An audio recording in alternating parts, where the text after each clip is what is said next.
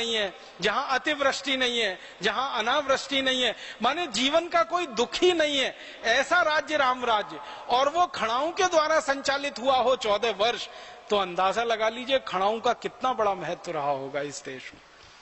और भरत जो श्री राम के अनुज छोटे भाई, जब उनको बुलाने के लिए गए वन में, तो श्री राम ने कहा कि मेरी खड़ाऊं ले जाओ, तो बहुत हर्ष के साथ, खुशी के साथ भरत उन खड़ाओं को अपने सिर पर रखकर राम राज्य तक लेके आए, माने अयोध्या तक लेके आए।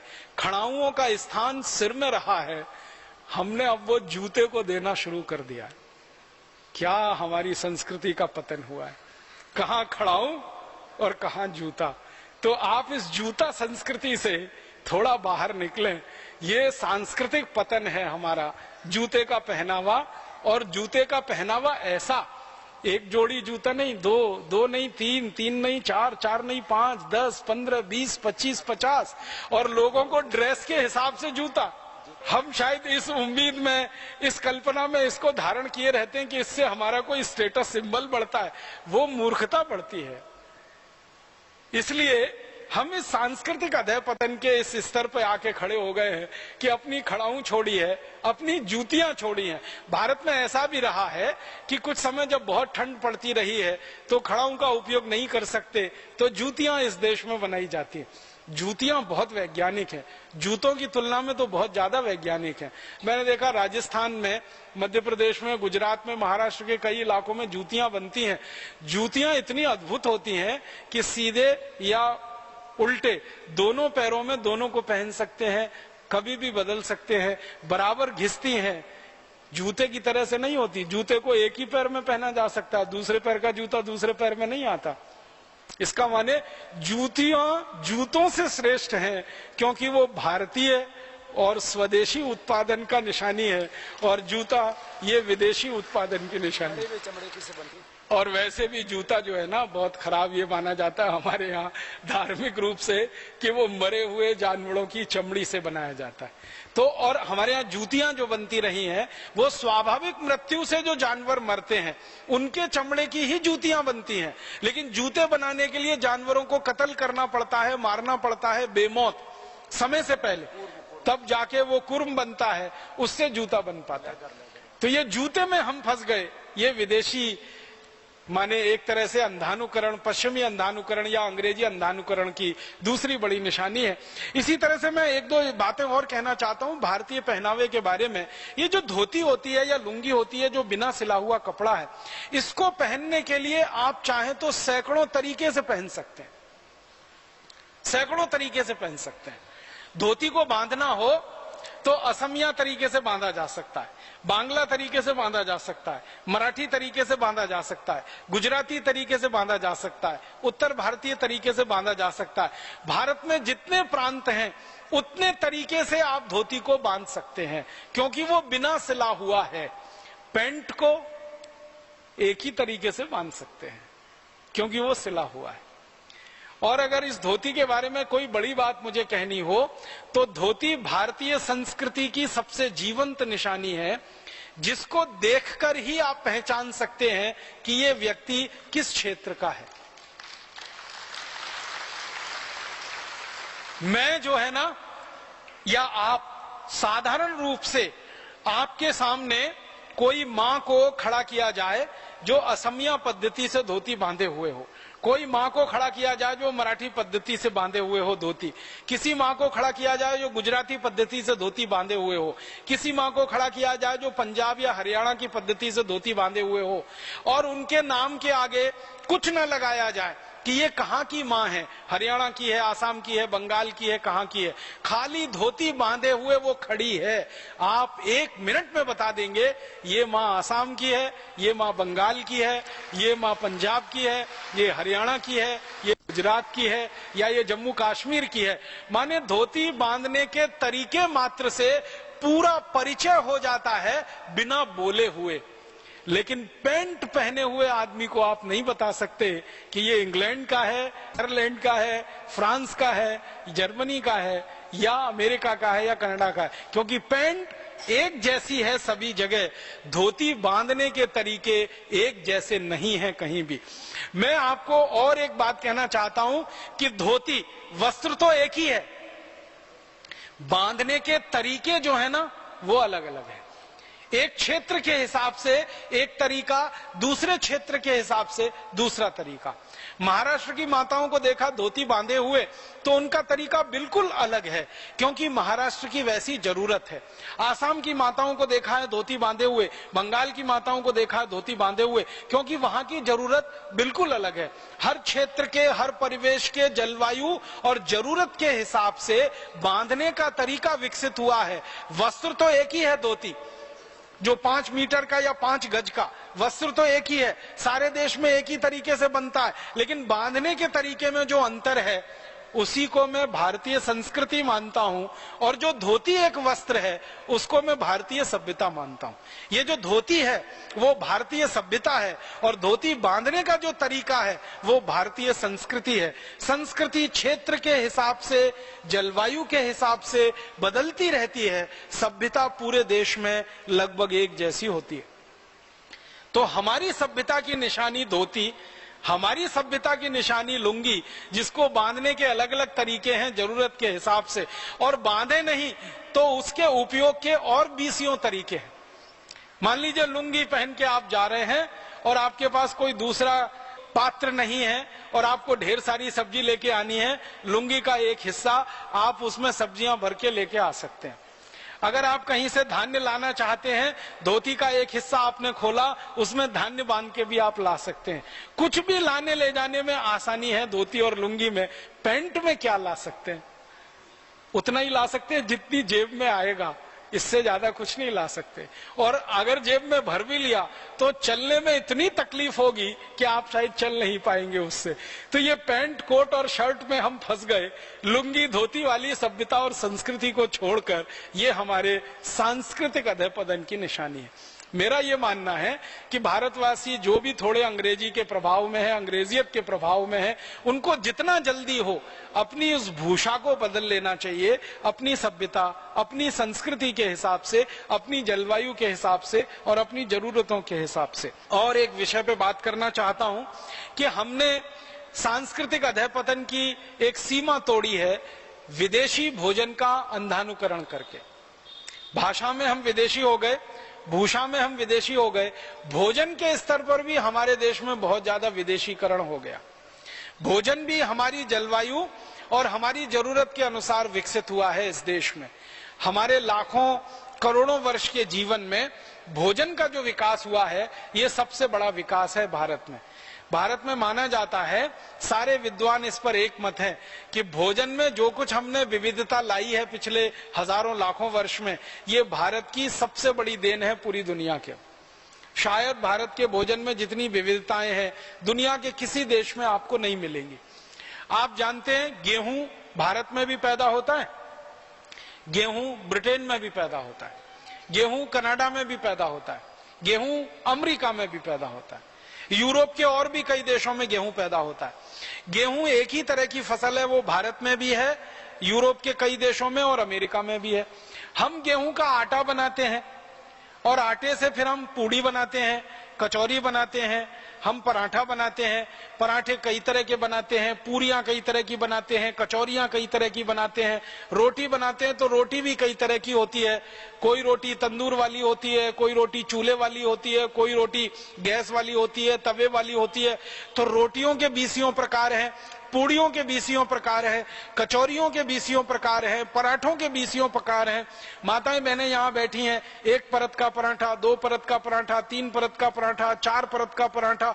ऐसे पराठे हमारे देश में घर घर में, गांव गांव, गली गली में इतने अद्भुत और इतनी विविधता वाले। हमारे पास क्या है? गेहूं का आटा। उसी गेहूं के आटे से खाने के लिए सैकड़ों तरह की चीजें हम बना सकते हैं, पूरी, पराठा, रोटी आदि के स्तर पर। यूरोप के पास भी वही गेहूं का आटा है, लेकिन उनके पास बनाने के लिए 2 ही चीजें हैं, या तो पाव रोटी या डबल रोटी। 2 ही चीजें हैं उनके पास। और उसको 2 भी क्यों कहें, एक ही चीज है। पाव रोटी, डबल रोटी एक ही तरीके से बनते ही है, बस मामूली सा अंतर है। तो वो गेहूं पैदा करते हैं, गेहूं को पैदा करके आटा बनाते हैं, उस आटे से पाव रोटी, डबल रोटी के अलावा तीसरी रोटी बना ही नहीं सकते वो। हमारे यहाँ सैकड़ों किस्म की रोटियां, पूरियां, कचौरियां हम बनाते हैं। अब भारतवासियों का ये दुर्भाग्य है कि जिस भारत देश में हजारों साल से सैकड़ों किस्म के गेहूं के आटे से बनने वाले व्यंजन रहे हों, वो भारतवासी सवेरे से शाम तक पाव रोटी और डबल रोटी खाते। वो pizza, burger, hot dog, cold dog, इन्हीं नामों पे है सब वो पाव रोटी और डबल रोटी। पिज्जा कह लो, बर्गर कह लो, उसको बीच में से काट के सलाद भर लो या सलाद के बीच में उसको लगा के खा लो, बात तो एक ही है। तो आप देखो कि कितने नीचे हम आए, कितना पतन हमारा हुआ। सैकड़ों किस्म के व्यंजन जो हम गेहूं के आटे से बना सकते हो, उस देश के लोग पाव रोटी, डबल रोटी, पिज्जा, बर्गर खाने में फंस जाएं, तो ये भी हमारे सांस्कृतिक अधःपतन की ही निशानी है, या बल्कि मूर्खता की निशानी। मूर्खता इसमें पता है क्या है? कोई भी पाव रोटी और डबल रोटी जो आप खाते हैं ताजा नहीं होती। ताजा होती तो वो बनती ही नहीं, वो तो बासी ही होती है। वो एक दिन बासी हो सकती है, 2 दिन हो सकती है, 10 दिन हो सकती है, 15 दिन हो सकती है। यूरोप और अमेरिका में तो 3-3 महीने पुरानी बासी पाव रोटी, डबल रोटी मिलती है और लोग उन्हीं को खा के अपना जीवन चलाते हैं, गुजारा करते हैं। अब हमने उनकी नकल करके हमारे घरों में वो बासी डबल रोटी लाना और खाना शुरू कर दिया। गेहूं के आटे के बारे में विज्ञान ये कहता है कि इस आटे को गीला होने के 48वें मिनट के अंदर इसका रोटी बन जाना चाहिए और रोटी बनने के 48 मिनट के अंदर इसको खा लिया जाना चाहिए। लेकिन पाव रोटी और डबल रोटी का अगर कहानी सुनना और गिनना शुरू करेंगे तो वो तो 10-20 दिन पुराना होता है।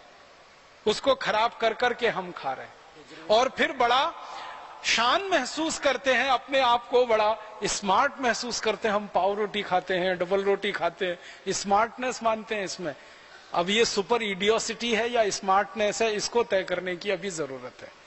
पढ़े लिखे घरों में, खासकर अंग्रेजी वाले घरों में, इस तरह के भोजन का इतना तेजी से प्रवेश हुआ है कि भारत का विविधतापूर्ण व्यंजन अब उनके घरों से गायब हो गए हैं, बाहर हो गए।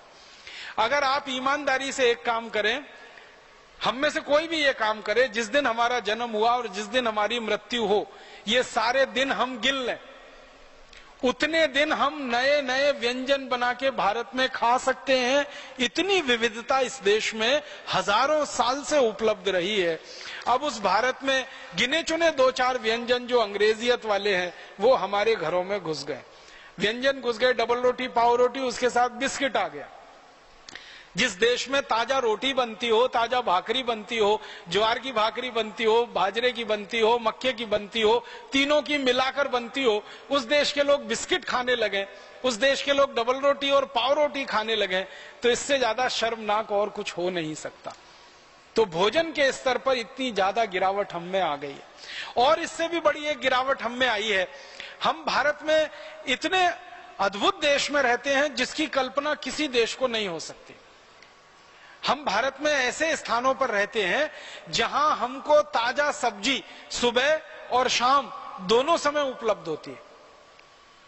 भारत के किसी भी राज्य में आप रहते हो, ताजा टमाटर, ताजा मटर, ताजा गाजर, ताजा मूली, ताजा पालक, ताजा मेथी, ताजा बैंगन, ये सारी सब्जियां ताजी की ताजी सुबह भी मिलती हैं, शाम को भी मिलती हैं और आपके घर तक आकर कोई देके जाता है।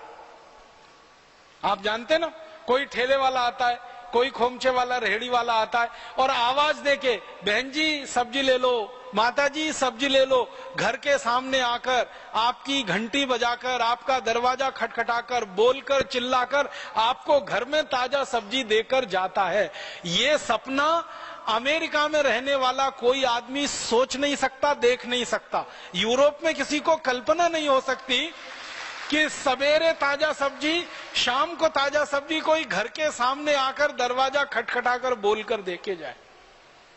अमेरिका में तो ताजा सब्जी लानी कल्पना की बात है, क्योंकि सब्जियां सब 7 से 15 दिन पुरानी मिलती हैं।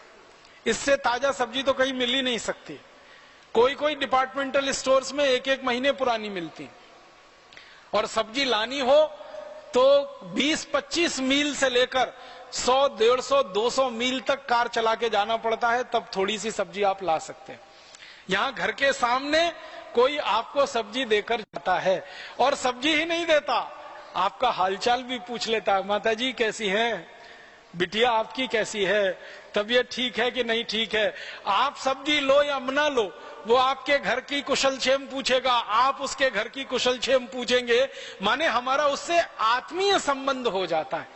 ऐसा आत्मीय संबंध किसी भी डिपार्टमेंटल स्टोर वाली संस्कृति में हो नहीं सकता, इसकी कोई कल्पना किसी को नहीं। यूरोप और अमेरिका के लोगों को तो कोई ताजा सब्जी उपलब्धि नहीं है, उनके नसीब में नहीं है, क्योंकि उनके देश में होता नहीं है, बाहर के देशों से उनको सब आयात करके लाना पड़ता है। अब मुझे जो दुख होता है, अफसोस होता है, जिस देश में ताजा टमाटर सुबह भी मिले शाम को मिले, वहां के लोग टमाटो सॉस खाएं जो 2-2 साल पुराना है, पता नहीं 3 साल पुराना है, 4 साल पुराना। जब ताजा टमाटर मिल रहा है, उसकी चटनी बनाकर हम सुबह खा सकते हैं, शाम को खा सकते हैं। हम बाजार में जाएं और Maggi hot and sweet tomato chilli sauce लेके आए, और फिर किसी से पूछे भाई क्या है, तो अंग्रेजी में कहते हैं इट्स डिफरेंट। वो डिफरेंस क्या है? उसमें 3 महीने पुराना सड़े गले टमाटर का रस, ये है डिफरेंस उसका। ताजा टमाटर हम खरीदें 8-10 रुपए किलो मिले, और टमाटो चिली सॉस खरीदें 200 रुपए किलो मिले, ये डिफरेंस है उसका। 8-10 रुपए किलो के ताजे टमाटर की चटनी बना के खाएं, कितना स्वाद आए, और उसमें प्रिजर्वेटिव मिला के जो जहर कैंसर पैदा करने वाले 3-3 महीने 6-6 महीने साल भर पुराना टमाटो सॉस खाएं, ये डिफरेंस है। माने मूर्खता की पराकाष्ठा हमने जो है ना लांग ली है। इतना हमारे भोजन में परिवर्तन आया। ताजा टमाटर चटनी की बजाय टमाटो सॉस हमारे घर में आ गया। ताजा गेहूं के आटे की रोटी की जगह हमारे घर में महीनों महीनों पुरानी ब्रेड और डबल रोटी आ गई। पहले हमारे घरों में माताएं और बहनें रोज चक्की चलाती थी, रोज ताजा आटा निकलता था। सुबह का आटा शाम को इस्तेमाल नहीं होता था, शाम का अगले दिन सुबह इस्तेमाल नहीं होता था। इतना ताजा आटा खाने वाले लोग हम रहे हैं, इसलिए ये देश बीमारियों से मुक्त रहा है और दवाओं की जरूरत हमको ज्यादा नहीं पड़ी है। जब से हमने आटा सड़ा गला खाना शुरू किया है, महीनों महीनों पुराना आटे की बनाई हुई चीजें खाना शुरू की हैं, और महीनों महीनों पुराने टमाटर का सॉस खाना शुरू किया है, हमारी बीमारियां बढ़ी हैं और चिकित्सा का खर्चा बढ़ा है। घर का बजट तो बढ़ा ही है, बीमारियों का भी बजट बढ़ा है, और खर्चा उसकी चिकित्सा का भी बढ़ता गया। इससे भी ज्यादा महत्व की बात जो मैं कहना चाहता हूं वो ये कि हमारे घर की सब माताएं क्या ज्ञान रखती हैं कि हमारे यहाँ जो जल्दी खराब होने वाली चीजें हैं ना, उनको खास तरीके से तैयार करके रखा जाता है। जो चीजें बहुत जल्दी खराब होती हैं, जैसे आम बहुत जल्दी खराब होने वाली चीज है, जैसे आलू जल्दी खराब होने वालों में गिना जाता है, जैसे गाजर जल्दी खराब होने वाली चीज है, जैसे मूली जल्दी खराब होने वाली चीज है, जैसे बंद गोभी पत्ता गोभी जल्दी खराब होने वाला, शलजम जल्दी खराब होने, माने जो भी चीजें हमारे घर में हमारे आसपास में जल्दी खराब होती हैं, जिनकी शेल्फ लाइफ कम है, उनको हम विशेष तरीके से तैयार करके रखते हैं। और वो विशेष तरीका है अचार डालने का। हमारे घरों में अचार डाले जाते हैं, आम के अचार डाले जाते हैं, नींबू के अचार डाले जाते हैं, आंवले के अचार डाले जाते हैं, सब तरह के अचार हमारे घरों में, गाजर का, मूली का, सब तरह के अचार डाले जाते हैं। ये अचार डालना एक तरह से खराब होने वाली वस्तु को लंबे समय की जिंदगी देने का एक तरीका है। मैंने कई माताओं के घरों में 20-20 साल पुराना आम का अचार देखा है। हम 20 साल तक आम को बचा के नहीं रख सकते, लेकिन उसी आम का अचार डालकर 20 साल तक उसको बचा के रख पाते हैं।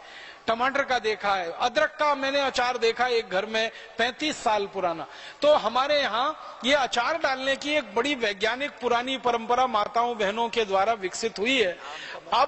अब हमारे यहाँ उल्टा हो गया है कि जो घरों की माताएं बहनें ये अचार डाल के घरों के आयुर्वेदिक औषधियों के उपयोग से, मेथी का उपयोग किया, धनिया का उपयोग किया, जीरे का उपयोग किया, हींग का उपयोग किया, या और हमने आयुर्वेदिक औषधियों का उपयोग किया जो हमारे रसोई में है, और इनको अचारों में मिलाकर ऐसे रखा कि 20-25 साल तक वो सुरक्षित है, नींबू है, अदरक है, वगैरह वगैरह।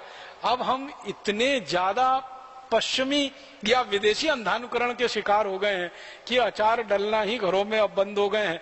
बाजार से पड़ा पड़ाया अचार लाना हमने शुरू कर दिया है और उसको मेज पे और अपने खाने में परोसना शुरू कर दिया। शर्म आनी चाहिए, खरीदे हुए अचार को अगर हम थाली में परोस रहे हैं तो। हमारे सांस्कृतिक ज्ञान का कितनी गिरावट वाला ये एक उदाहरण है। जहां हजारों साल से ये परंपरा चलती रही, वहां अब कुछ घरों में ये हालत हो गई है, अचार डालना किसी को आता नहीं, उसकी रेसिपी किसी